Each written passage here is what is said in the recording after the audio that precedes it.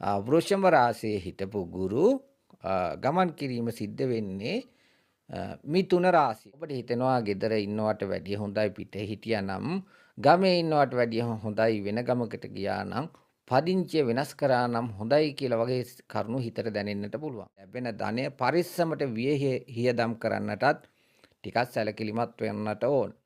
දෙවැන්නට ගුරු පැමිණීම මේ කාලය තුල ඔබට රසවත් ආහාර පාන භුක්ති විඳීමට සංග්‍රහ ලැබීමට හේතු වාසනා ලැබෙන කාලයක්. ඒ කියන්නේ ඔබගේ සහකාරයාට තිබුණු කරදර බාධා යම්කිසි ප්‍රමාණයකින් අඩු වෙන කාලයක් බවට පත් වෙනවා. ඔබගේ වන්දනා ගමන, විදේශ ගමන, දුර ගමන සැරසුම් කර ගන්නට යහපත් කාලයක් බවට පත් වෙනවා. සිංහ ලග්නෙන් උපන් ඔබට මේ කාලේ යහපත් ගේ දොර ඉඩකඩම් යාන වාහන සම්බන්ධයෙන් යහපත් ප්‍රතිඵල ලැබෙන කාලයක් බවට පත් වෙනවා.